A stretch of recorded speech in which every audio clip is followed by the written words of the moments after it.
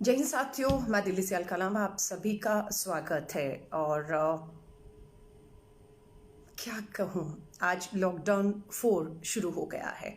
चौथा लॉकडाउन है और बोर्ड के एग्जाम्स जो होने थे वो तारीख 1 जुलाई से है। तो लगभग माना जा रहा है कि अभी जून का महीना पूरा जो है वो भी लॉकडाउन 5 और 6 में जा सकता है, इसलिए तैयार रहिएगा। क्यों? क्योंकि आंकड़े ये बताते हैं कि आप ये लॉकडाउन में छूट नहीं दे पाएंगे, क्योंकि आंकड़े जो कम होने थे वो लगातार बढ़ रहे हैं। आज मैं आपको बता रही हूँ अहमदाबाद गुजरात। मेरा फेसबुक लाइव देखिएगा जरूर, जो मैंने फेसबुक लाइव किया था 28 अप्रैल को। फेसबुक लाइव 28 का है, क्योंकि 24 को अहमदाबाद के कमिश्नर विजय नेहरा, अहमदाबाद के कमिश्नर विजय नेहरा, मैं कभी मिली नहीं उनसे, कभी नहीं मिली, लेकिन गुजरात के जो लोग हैं, खासतौर से अहमदाबाद के, उनकी खूब तारीफ करते हैं। उन्हें एक ईमानदार, मेहनती, लोगों के लिए हमेशा खड़े रहने वाला और अहमदाबाद को के विकास को आगे ले जाने में उनकी भूमिका बताते हैं। ये मैं नहीं, अहमदाबाद के लोग तारीफ कर रहे हैं, इसलिए मुझे नहीं मालूम है कितनी सच्चाई है। बट वो ये कि अहमदाबाद के विजय नेहरा कमिश्नर ने एक प्रेस कॉन्फ्रेंस की थी 24 अप्रैल को एक प्रेस कॉन्फ्रेंस की, और उन्होंने ये चेतावनी दी थी कि जिस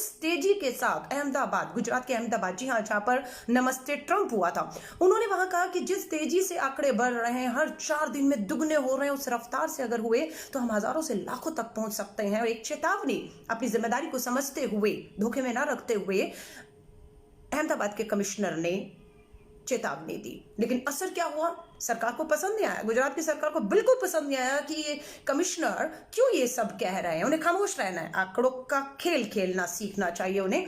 और उसके बाद गुस्से में क्या हुआ कि उन्हें 5 मई को कहा गया कि हमें ऐसा लगता है, गुजरात की सरकार ने कमिश्नर को कहा कि हमें ऐसा लगता है कि आप कोरोना वायरस पॉजिटिव जो लोग हैं उनके संपर्क में आए होंगे, इसलिए हम चाहते हैं कि कमिश्नर साहब आप क्वारंटाइन हो जाइए, आप अपने घर पे थोड़े दिन छुट्टी लेकर रहिए। विजय नेहरा जी ने छुट्टी ले ली और अपने घर में क्वारंटाइन हो गए, और उनका टेस्ट हुआ 9 मई को, और वो कोरोना नेगेटिव पाए गए। और अब उनकी इच्छा थी कि एक समय ऐसा है आपदा का कि वो घर नहीं बैठ सकते हैं, उन्हें अपनी ड्यूटी पर आना है। उससे पहले उन्हें नोटिस थमा दिया गया, उनकी छुट्टी कर दी गई। अहमदाबाद कमिश्नर के पद से विजय नेहरा को हटा दिया गया है। अब आप समझ रहे हैं ये खेल क्या हो रहा है। अब भक्त कहेंगे कि मैं अहमदाबाद के, गुजरात के अहमदाबाद पे क्यों बोल रही हूं। जब हम अपने जम्मू कश्मीर के कश्मीर और श्रीनगर पे पहुंच देंगे तो हम अपने भारत के गुजरात राज्य के अहमदाबाद पे क्यों नहीं बोलेंगे। ये संघी और भक्तों ने क्या किया मालूम है आपको मैं बताती हूं। इन्होंने ये तेरा राज्य ये मेरा राज्य कर दिया है, ये तेरे राज्य की सीमा ये मेरे राज्य की सीमा कर दी है।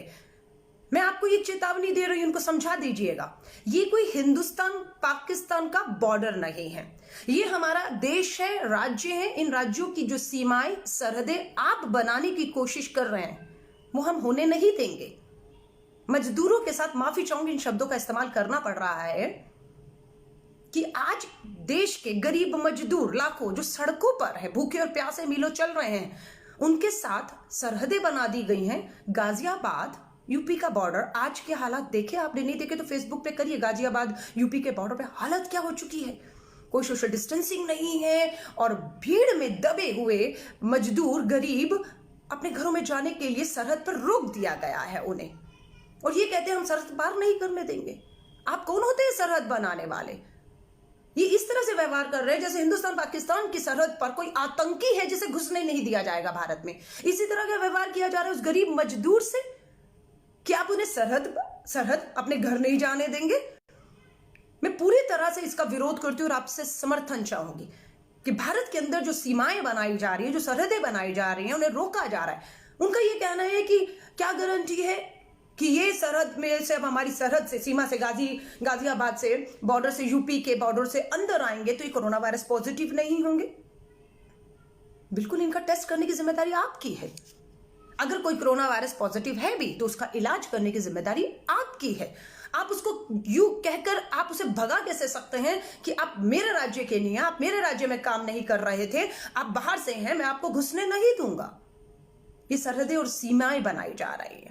आज प्रियंका गांधी जी ने लगातार, क्योंकि कांग्रेस की अध्यक्षा श्रीमती सोनिया गांधी जी ने 3 मई को कहा कि जितने भी गरीब मजदूर सड़कों पर उनकी मदद करिए, उन्हें खाना, रहना, अगर ट्रेन और बसें की सुविधा देनी है तो कांग्रेस के कार्यकर्ताओं को अपनी पैसे से, जेब से, अपनी पैसे से उनकी मदद करनी चाहिए। हर राज्यों के हमारे जो प्रभारी कांग्रेस के हैं वो आगे बढ़े मदद के लिए और अपने अपने तौर तरीकों पर, क्षमताओं में मदद करने लग गए। वहीं पर प्रियंका गांधी जी यूपी की महासचिव प्रभारी हैं। उन्होंने अपनी जिम्मेदारी समझते हुए एक हेल्पलाइन जारी किया, जिसका नंबर जो मैं आपको दोबारा बता रही हूं, उसका नंबर जो है, उसका नंबर 7399901414 है। इसको उन्होंने मार्च और अप्रैल के महीने में ही शुरू में लॉन्च कर दिया।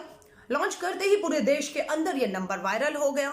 वायरल होते ही कि पूरे देश के अंदर जहां जहां जिन जिन राज्यों में उत्तर प्रदेश के लोग फंसे हुए थे, उन्होंने प्रियंका गांधी जी की हेल्पलाइन पे कॉल करनी शुरू कर दी। कोई कहीं राज्य में, कोई कहीं राज्य में, और बोला कि हमें आपकी मदद की जरूरत है। प्रियंका गांधी जी के प्रयासों से 1000 बसेस का अरेंज किया गया, 1000 बसेस को, और वो 2 दिन से यूपी के बॉर्डर पे खड़ी हुई है। क्योंकि ये मदद, अगर ये कहते हैं कि राजनीति है तो मैं माफी चाहूंगी, हम राजनीति में हैं और इस समय इस तरह की राजनीति की इस देश को, गरीब मजदूर को सख्त जरूरत है कि आप राजनीति के तहत उन मजदूरों की मदद के लिए 1000 बसेस का इंतजाम कर देती हैं प्रियंका गांधी। 1000 बसेस खड़ी है। इनको ये लगा कि नहीं, ये हवाबाजी होगी, 1000 बसेस प्रियंका गांधी कैसे कर सकती हैं। पहले इन्होंने 2 दिन आनाकानी की, उसको नकारा, उसमें राजनीति बताई, उसके लिए हामी नहीं भरी। लेकिन फिर इनको लगा कि क्यों नहीं एक बार प्रियंका गांधी का टेस्ट किया जाए। और उन्होंने लेटर लिखा प्रियंका गांधी जी को, योगी सरकार ने, कि हाँ ठीक है, हम आपकी 1000 बसेस का अपने मजदूरों को लाकर के लिए इजाजत देते हैं, लेकिन आप अपने बसों के नंबर और ड्राइवर के नाम, फोन नंबर, 3 चीजें हमें बताइए। उन्हें लग रहा था कि शायद प्रियंका गांधी नहीं कर पाएंगी, लेकिन प्रियंका गांधी जी की इन 1000 बसों की तैयारी, उस नंबर को वायरल करना, लोगों के कॉल रिसीव करना, एक डाटा बनाना और उसकी तैयारी करने में एक लंबा समय लगा था। और उसके बाद वो आज यहां पहुंची थी कि उन्होंने कहा मेरी बसें खड़ी हैं, ऑलरेडी खड़ी हैं, फिर भी आप कहते हैं कि नाम और नंबर दीजिए, हम दे देते हैं। और कुछ घंटों के अंदर ही, जैसे ही योगी आदित्यनाथ मुख्यमंत्री का लेटर मिला कि आप हमें बस से ड्राइवर का नाम और मोबाइल नंबर दीजिए, प्रियंका गांधी ने कुछ घंटों में, 2-3 घंटों के अंदर ही वो सारी की सारी जानकारी उत्तर प्रदेश की सरकार को भिजवा दी है। अभी मैं टीवी 9 भारत के इंटरव्यू पर थी और वहां पर जब पता लगा कि आप नहीं फंसा पाए, आपको लग रहा था कि ये झूठी जानकारी होगी, प्रियंका गांधी जो बता रही है 1000 बसेस खड़ी हैं वो तो सच खड़ी हैं, तो अब क्या कहा, अब कहा नहीं नहीं नहीं नहीं, हम इतने लोगों को अभी ले कैसे पाएंगे, उनकी तो टेस्टिंग करनी पड़ेगी, उस टेस्टिंग में समय लगेगा। तो आप बनाइए ना उनके लिए शिविर, कैंप लगाइए ना, उन्हें खाने का, उनके खाने और रहने का इंतजाम कीजिए ना, आप उनका टेस्ट कीजिए ना, जो पॉजिटिव है उनको इलाज दीजिए, जो नेगेटिव है उन्हें घर भेजिए ना। नए से नए बहाना ढूंढे चले जा रहे हैं। जैसे अहमदाबाद के कमिश्नर को बताया कि आप सही आंकड़े बता रहे हैं। गुजरात के अहमदाबाद की अभी की रिपोर्ट आई है, जैसे दिल्ली के मुख्यमंत्री केजरीवाल आंकड़ों से खेल रहे हैं, मौत के आंकड़ों को वो छुपा रहे हैं, बता नहीं रहे, क्योंकि उसमें उनकी थू-थू होती है, उनकी नाकामियां सामने आती हैं। वैसे ही गुजरात का अहमदाबाद चाइना का वुहान बन रहा है, क्योंकि जब चाइना में कोरोना वायरस हुआ तो वुहान एक सिटी है जो केंद्र बनी वो कोरोना वायरस का। इसी तरह पूरे देश के गुजरात का अहमदाबाद सेंटर बन चुका है। आज गुजरात के अंदर, आज 18 मई को 35 मौतें मात्र गुजरात में हुई और उनमें से 31 मौतें अहमदाबाद की हैं। ये राजधानी है गुजरात की, ये मॉडल है उसका। आज गुजरात के अंदर 367 अगर मामले आए हैं तो 367 मामलों में से 263 मामले मात्र अहमदाबाद के हैं। पूरे गुजरात में अगर 11,744 मामले आए हैं पूरे गुजरात में, तो मात्र अहमदाबाद में 8,686 मामले आए हैं। पूरे गुजरात में अगर अभी तक 700 मौतें हो चुकी हैं तो उसमें से 700 में से मात्र अहमदाबाद में 555 मौतें हुई हैं। आप देख रहे हैं वही गुजरात का अहमदाबाद है जहां पर समय रहते कार्रवाई न करके नमस्ते ट्रंप के नाम पर लाखों लोगों को स्टेडियम में इकट्ठा किया गया था। और यही अहमदाबाद के कमिश्नर ने जब जगाने का काम किया तो उनको कहा आपको ही क्वारंटाइन हो जाना चाहिए, आपको ही लगता है कि आपको कोरोना वायरस शायद हो गया है, उन्हें घर भेज दिया गया। उसके बाद उनका टेस्ट हुआ है और वो नेगेटिव पाए जाते हैं, और उसके बाद जब वो इच्छा जाहिर कर रहे हैं कि इस आपदा के घन संकट में मैं घर नहीं बैठ सकता हूं, मुझे अपनी ड्यूटी पर आना है, तो उनकी छुट्टी कर दी गई अहमदाबाद कमिश्नर के पद से। तो मैं आपको साफ साफ कह रही हूं, सिर्फ आंकड़ों से खेला जा रहा है। राजनीति की बात है, निर्मला सीतारमण जी को आपने सबने सुना, वीडियो खूब वायरल हुआ, मैंने भी शेयर किया। निर्मला सीतारमण जी वित्त मंत्री हैं, वो राहुल गांधी जी को कह रही हैं कि आप क्यों उस गरीब मजदूर को मिलने गए, आपने क्यों उसका दर्द सुना, आपने क्यों उसकी कहने पर उसकी मदद की, उसको गाड़ी व्यवस्थित करके उसके घर तक पहुंचा दिया। उनका ये कहना था कि आपने उसके साथ बैठकर, उसको बिठाकर, उससे बात करके उसका समय बर्बाद किया। आपको ये नहीं करना चाहिए था, आपको उसके बच्चों को उसका सूटकेस उठाकर उसके साथ पैदल चलते चलते बात करनी थी, उसके घर तक ले जाते हुए पैदल, ताकि उसका समय बर्बाद ना होता। ये हमारी वित्त मंत्री का बयान है। अब ये कह रहे हैं कि देखिए, मैं आपको साफ कह रही हूं, थोड़ा समझिए राजनीति को। जब एक राज्य के भीतर का मामला होता है तब वो राज्य का मामला होगा, उसके मुख्यमंत्रियों को कोई दो राय नहीं, जिम्मेदारी पूरी लेनी चाहिए। जब एक राज्य से दूसरे राज्य का मामला बन जाता है तो ये केंद्र के अधीन बात आती है। यहां पर केंद्र को अब कोऑर्डिनेशन करना है। प्रधानमंत्री नरेंद्र मोदी जी ने बहुत बार वीडियो कॉन्फ्रेंसेस की कि देश के मुख्यमंत्रियों के साथ लगातार मैं बातचीत और संपर्क में कर रहा हूं। आप लगातार देश के मुख्यमंत्रियों को बिठा के बात तो कर रहे थे, पर कोऑर्डिनेशन नहीं कर पाया। आज एक राज्य से दूसरे राज्य लोगों को जाना है और रेल मंत्रालय कहता है हमारी ट्रेनों को राज्यों में अंदर जाने और बाहर जाने के लिए एनओसी नहीं मिल रहा है। अरे अभी तक देश में ट्रेनें चल कैसे रही थी? क्या वो मोहताज थी एनओसी की? राज्य सरकारें एक दूसरे राज्यों में जब ट्रेन, पूरे देश के अंदर एक जाल बिछा हुआ है, क्या वो इजाजत से ट्रेनें चलाई जाती थी? तो आज कोई इजाजत की आपको जरूरत है। और कोई राज्य अपने मजदूरों को लेने से मना करता है, और कोई राज्य अगर मजदूरों को अपने राज्य जाने से रोकता है। दो चीजें हैं, एक राज्य छोड़ के जाना चाहते, दूसरे अपने राज्य में जाना चाहते। दोनों में अगर कोई भी राज्य मजदूरों का शोषण करता है, उनके साथ अत्याचार करता है, उन्हें रोकता है जाने और आने से, तो मैं आपसे उम्मीद करती हूं आवाज उठाइए। उन्हें जाने से और अपने गृह राज्य पहुंचने से अंदर से कोई रोक नहीं सकता है। आज एक और वीडियो सामने आया है, टीवी के अंदर चल रहा है, वायरल है, आपने देखा या नहीं देखा मुझे नहीं मालूम है। अनाज की गाड़ियां जिसपे लिखा हुआ है कोरोना आपदा राहत सामग्री जा रही है, उसमें कोरोना आपदा राहत सामग्री जा रही है उन सरकारी ट्रक में, और वो ट्रक में सामग्री क्या थी? गरीब के लिए मुफ्त भेजा गया 1000 बोरी अनाज था। जो कहां भेजा गया था? उत्तर प्रदेश के गरीब मजदूर किसान के घर पहुंचाने के लिए 1000 बोरी अनाज भेजा गया केंद्र से उत्तर प्रदेश में। लेकिन वो पहुंचा कहां? उत्तर प्रदेश नहीं पहुंचा। वो ट्रक मध्य प्रदेश में पाया गया और उसकी काला बाजारी हो रही थी। 1000 की जो मुफ्त में अनाज उत्तर प्रदेश पहुंचना था, वो काला बाजारी और बिकने के लिए मध्य प्रदेश में पकड़ा गया है। न्यूज देख लीजिएगा, वायरल है, मैं कुछ नहीं कह रही इसमें। मैं सिर्फ आपसे ये कह रही हूं कि अगर हमारी जो सरकारें हैं, चाहे वो हमारी सरकार आपकी राजस्थान में है, छत्तीसगढ़ में, पंजाब में है, पौंडीचेरी में है, 4 राज्यों में कांग्रेस की अपनी सरकार है, और आप अगर झारखंड कहें या महाराष्ट्र कहें, वहां पर हमारे समर्थन से सरकार कोई और चला रहा है। हमारा तो सिर्फ कुछ विधायकों का समर्थन है उन सरकारों को। फिर भी उनकी भी जिम्मेदारी लेते हुए 6 राज्य मात्र देश में मैं आपको बता सकती हूं।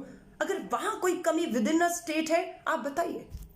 हम ये नहीं कहेंगे आप राजनीति कर रहे हैं, हम उसे सुनेंगे, हम अपनी सरकारों को, अपने मुख्यमंत्रियों को उस बात के लिए बताएंगे कि ये जानकारी हमारे ध्यान में आई है कि हमारी कांग्रेस की अपनी सरकारों के तहत सिर्फ 2 में हमारे सहयोगियों की सरकार है, 4 में हमारी कांग्रेस की सरकार है। अगर कुछ होता है तो हम जिम्मेदारी लेते हैं, हमें राजनीति नहीं कहेंगे इसे, आप बताइए हमें।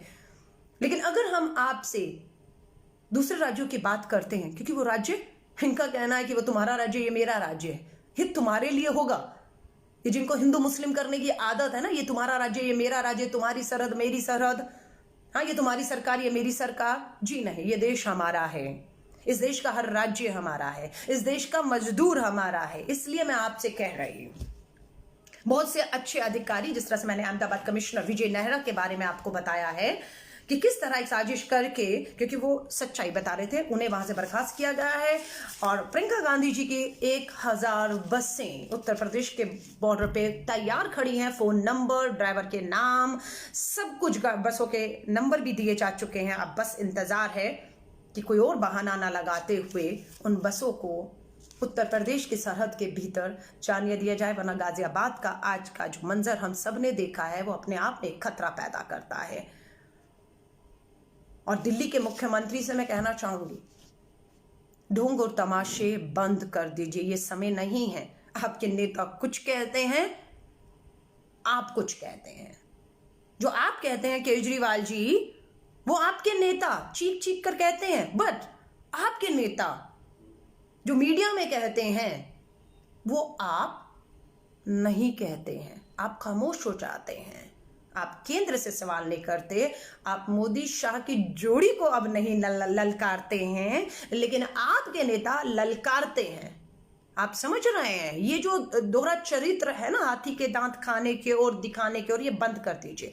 आज इनके नेता यशवंत सिन्हा जी राजघाट पर, अभी मैंने सुना कि वो सत्याग्रह कर रहे हैं राजघाट पर, और उन्होंने मांग की है कि देश के अंदर जो पूरे मजदूर लाखों एक जगह से दूसरी जगह जाना चाहते हैं, ये काम सेना को सौंप दिया जाए कि सेना तुरंत अपने हाथ में जिम्मेदारी लेते ही कुछ दिनों में जो है ये समस्या का पूरी तरह समाधान कर देगी। जो भी मजदूर जहां भी फंसा है, सड़कों पर है, उन्हें तुरंत सेना अपने घरों तक सुरक्षित पहुंचा सके और उन्हें आप खाना, इलाज वो सब दे सके। ये मांग को लेकर यशवंत सिन्हा राजघाट सत्याग्रह कर रहे थे, लेकिन अभी मैंने देखा है कि उन्हें पुलिस ने गिरफ्तार कर लिया है। लेकिन आम आदमी पार्टी के नेता जो हैं तुरंत यशवंत सिन्हा का समर्थन करने वहां पहुंच गए।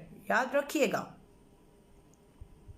दिल्ली के दंगों में यही आम आदमी पार्टी के नेता टीवी और मीडिया में बड़े बड़े वीडियो बनाकर ये कहते रहे कि दिल्ली के दंगे भयानक हो रहे हैं, इसलिए सेना को बुलाना चाहिए, पुलिस काबू नहीं कर पा रही है। लेकिन वही दूसरी तरफ दिल्ली के मुख्यमंत्री अरविंद केजरीवाल की मीटिंग देश के गृह मंत्री अमित शाह के साथ चल रही थी। उस मीटिंग के अंदर जो सही जगह थी, जो सही समय था कि दिल्ली के मुख्यमंत्री केजरीवाल देश के गृह मंत्री से ये निवेदन करते कि दिल्ली के दंगों में पुलिस नाकाम हो रही है रोकने में, आप सेना को बुलाइए। वहां उन्होंने वो बात नहीं कही। अमित शाह जी के सामने उन्होंने चुप्पी साध ली और एक बार भी ये नहीं कहा कि सेना को भेजिए, पुलिस के बस का नहीं है, वहां मारकाट हो रही है, लोग अपनी जान से हद हो रहे हैं, नहीं कहा। लेकिन बाहर इनके नेता ये बयान देते रहे सेना बुलाइए। आज भी वो यशवंत सिन्हा जी का ढोंग कर रहे हैं, यशवंत सिन्हा जी का समर्थन करने का ढोंग कर रहे हैं, वहां पहुंच गए हैं कि हाँ सेना बुलाई जानी चाहिए। मैं इस बात का समर्थन करती हूँ। यशवंत सिन्हा जी ने जो कहा है, मैं व्यक्तिगत तौर पे, कांग्रेस का क्या स्टैंड है वो कांग्रेस बताएगा, लेकिन मैं व्यक्तिगत तौर पे यशवंत सिन्हा जी के साथ सहमत हूं कि हाँ, अगर सरकार से ये नहीं संभल रहा सब कुछ भी, दो राज्यों के बीच में कोऑर्डिनेशन करने में आप फेल हो चुके हैं, तो सेना को सौंप दीजिए, क्योंकि लोगों की जान पर बनाई है। आज 4th लॉकडाउन आपने घोषित कर दिया, 31 मई तक 4th लॉकडाउन आज है, लिखकर रख लीजिए। 5th लॉकडाउन भी आएगा, 6 भी आएगा, जून पूरा उसमें जाएगा, और उसके बाद 1 लाख और 2 लाख भी मामले पहुंच जाएं, उसकी चपेट में भगवान ना करे। मैं दोबारा दुआ करती हूं आप और हम आए, आप और हमारा परिवार आए, इसलिए अपने आप को सुरक्षित रखिएगा। आंकड़ों का बहुत बड़ा खेल हो रहा है, क्योंकि विश्व में वाहवाही लूटनी है कि पूरे विश्व में एक ही नेता है जिसकी इतनी बड़ी आबादी होने के बावजूद भी उसके आंकड़े जो हैं वो कुछ भी नहीं है। पर ये सच्चाई नहीं है, सच्चाई छुपाई जा रही है। सच्चाई बताने पर ही विजय नेहरा, अहमदाबाद के कमिश्नर, को वहां से छुट्टी कर दी गई, उन्हें हटा दिया गया कमिश्नर के पद से। सो मैं आप सभी से कहूंगी, सचेत रहिए। 4th लॉकडाउन शुरू हो चुका है, घरों में रहिए, अपने हाथों को लगातार धोते रहिए, जितना हो सके मास्क का, हैंड ग्लव्स का इस्तेमाल करिए, बाहर मत जाइए, अपने आप को पूरी तरह से सुरक्षित रखिए, क्योंकि जो 1 लाख से अधिक लोग कोरोना वायरस पॉजिटिव हुए हैं वो भी ये सोच रहे थे कि मुझे नहीं हो सकता है, लेकिन उनको हुआ है। तो मैं आप सभी से कहूंगी, अपने आप को सुरक्षित रखिए और बिल्कुल इस गरीब मजदूर की आवाज, क्योंकि एक और मजाक बार बार भाजपा के प्रवक्ताओं द्वारा श्री राहुल गांधी जी ने जब तीसरी प्रेस वार्ता की तो उसमें ये सुझाव दिए थे कि ये जो लाल और संतरी और हरा जोन है कि कौन सबसे खतरनाक इलाके हैं जहां पर सबसे ज्यादा कोरोना वायरस पॉजिटिव के लोग हैं, और ग्रीन जहां पर कोई नहीं है, ये केंद्र नहीं तय करे, ये राज्यों को तय करने दीजिए, क्योंकि वो जमीन पर उन्हें ज्यादा हकीकत इस बात की मालूम है। दिल्ली सरकार को लड़ना चाहिए था। लॉकडाउन 1, 2, 3 तक ये जोन तय करने का काम केंद्र कर रहा था और दिल्ली को पूरे रेड जोन में डाल दिया। लेकिन अरविंद केजरीवाल दिल्ली के लिए लड़े नहीं, बिल्कुल नहीं लड़े। अगर आवाज दिल्ली और देश की उठाई तो राहुल गांधी जी ने उठाई और ये दबाव बनाया कि ये जोन तय करने का जो फैसला है वो केंद्र सरकार दिल्ली में बैठकर ना करे, ये राज्यों के मुख्यमंत्रियों, सरकारों पर, वहां के अधिकारियों के ऊपर छोड़ दे। आज खुशी की बात है कि राहुल गांधी जी की इस बात को मानते हुए लॉकडाउन 4 में ये सरकार, केंद्र सरकार ने ये फैसला लिया कि अब जोन तय करने का काम केंद्र सरकार नहीं, राज्य सरकारें करेंगी। और अब मुझे आगे यकीन है ये दबाव आपकी तरफ से बना रहा तो मैं आपको यकीन दिलाती हूँ ये आपकी जीत होगी, ये इस देश भारत की जीत होगी, ये मजदूर की जीत होगी। दबाव फिर वही जिसपे आज भी हम अटे हुए हैं कि 14 करोड़ मनरेगा और शहरों के बेरोजगार युवाओं के खातों में 7,500 महीना मात्र अगले 3 महीने तक आप दे दीजिए, हमेशा के लिए नहीं। बस इतना हम आपसे कह रहे हैं। हमारी मांग, दोबारा दोहरा रही हूं, हमारी मांग गरीब की जेब में पैसा, भूखे के पेट में रोटी, सही समय पर सही इलाज और रोजगार, बस हमारी ये मांग है। और इस मांग तक मैं उम्मीद करती हूँ आप और हम यूं ही देश के लिए अड़े रहेंगे और मांग को उठाते रहेंगे। मेरी शुभकामनाएं आप सभी के साथ है, आप सभी जुड़े, और उम्मीद करती हूँ इस वीडियो को ज़्यादा से ज़्यादा शेयर करिएगा, क्योंकि जो बातें मैंने रखी हैं आज, उससे उन सभी को एक ताकत मिलेगी जो इस आपदा में हमारे सहारे पर, हमारी आवाज़ के सहारे पर लड़ रहे हैं। मेरी शुभकामनाएं आप सभी के साथ हैं। जय हिंद।